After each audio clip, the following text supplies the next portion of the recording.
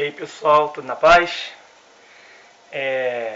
Nós vamos estar neste momento compartilhando um pouco da palavra do Senhor, né? E eu quero compartilhar com você um texto muito conhecido que se encontra em 2 Samuel, capítulo 11, falando sobre Davi cometendo o adultério, o ato de adultério que Davi cometeu na história do seu reinado.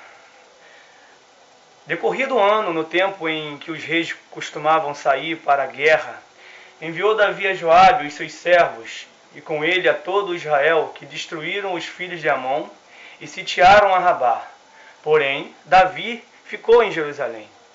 Uma tarde levantou-se Davi do seu leito e andava passeando no terraço da casa real. Daí viu uma mulher que estava tomando banho. Era ela muito formosa. Davi mandou perguntar quem era. Disseram: é Betseba, filha de Eliã, mulher de Urias. Então enviou Davi mensageiros que a trouxessem. Ela veio e ele se deitou com ela. Tendo-se ela purificado da sua imundícia, voltou para sua casa. A mulher concebeu e mandou dizer a Davi: estou grávida. Essa história marca o ponto negativo do reinado de Davi, em toda a sua história. E é interessante notarmos que Davi, ele deveria estar na guerra naquele dia. Davi era para estar na frente da batalha, porque nessa época os reis costumavam estar à frente e contemplar de perto as suas vitórias. No entanto, Davi nesse dia ficou em casa. É como fosse aquele ditado: está no momento errado, no lugar errado e na hora errada. E nós, às vezes, estamos ociosos e acabamos também por deixar as coisas que competem a nós fazermos. Nós começamos a deixar para outras pessoas fazerem em nosso lugar, que foi o que ele fez, colocou Joabe à frente da batalha e ficou no seu palácio. E quando isso acontece, de nós deixarmos nossas obrigações, nossas funções para outras pessoas fazerem, e começamos a ficar dormindo, entre aspas, e vagando em nossos pensamentos, o inimigo encontra brecha para agir e colocar em nossas mentes coisas que não devem ser pensadas, coisas que não devem ser feitas. E foi justamente o que aconteceu com Davi. Ele começa a passear, a vagar pelo seu palácio, pelo terraço do seu palácio, até encontrar essa mulher muito formosa tomando banho, e aí desperta um desejo por ela. E aí nós sabemos muito bem esse estágio, como é que acontece, né? Em Tiago, capítulo 1, diz assim: ninguém ao ser tentado diga sou tentado, porque Deus não pode ser tentado pelo mal e a si mesmo a ninguém tenta. Ao contrário, cada um é tentado pela sua própria cobiça, quando esta o atrai e seduz. Então a cobiça, depois de haver concebido, dá origem a pecado, e o pecado gera a morte. Esse é o estágio que passa pela nossa cabeça na hora da tentação. Por isso que Paulo nos orienta a fugir da aparência do mal, nos orienta a fugir da aparência do mal, porque talvez se nós chegarmos até o mal, talvez não saiamos mais dele. E com Davi não foi diferente. Certa feita, um jovem ligou para o seu amigo dizendo: ô Pedro, eu preciso que você fique no som hoje aí, porque eu não estou afim de ir à igreja, e fique no som no meu lugar, que você sabe fazer isso muito bem.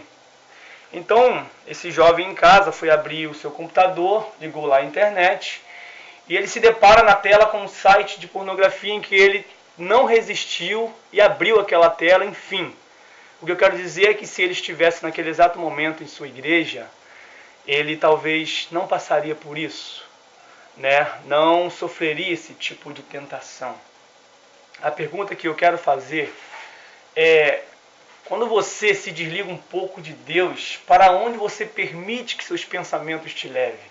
Para onde os seus olhos estão te levando? Porque se os teus olhos forem maus, todo o seu corpo será mau. Jesus nos ensina isso, né, em Mateus capítulo 6.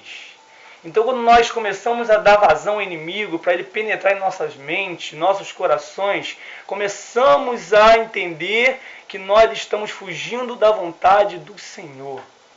E as consequências para o pecado que nós cometemos contra o Senhor, elas talvez se tornam irreversíveis.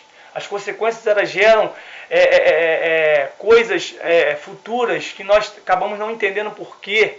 Eu não precisava nem falar o que aconteceu com Davi. O filho que ele teve morreu. A geração dele foi uma geração que também só teve quedas, sabe? Aminon foi um exemplo, né, puro, né, claro, do que aconteceu com o pecado de Davi. A família de Davi teve morte entre os próprios irmãos e as consequências desse pecado foram irreversíveis, né, até certo momento. Mas ainda assim Davi foi conhecido como um homem segundo o coração de Deus. E essa história de Davi, ele matou Urias. Betseba, sendo esposa de Urias, também concebeu a ele a chance de se deitar com ele, com Davi. Urias, toda essa história é relatada ponto a ponto na Bíblia. Deixa eu perguntar uma coisa para você, meu amigo, minha amiga, meu irmão, minha irmã. Como é que você quer que Deus escreva a tua história? Porque Deus trará a juízo todas as nossas obras. E será que nós queremos que essa história, como a de Davi, seja contada, relatada por Deus naquele grande dia? Essa história negativa, essa história de derrota. Hoje Deus está nos dando a chance de escrever uma nova história, de sermos marcados por transformação, sermos marcados por vitórias. Mas basta que nós sigamos as recomendações da palavra de Deus. E Paulo em Colossenses nos orienta a pensar no que é bom, pensar no que é agradável, pensar no que é puro, no que é reto, porque isso tudo traz louvor ao Senhor. Então, que neste dia você possa estar com seus pensamentos voltados somente para Deus.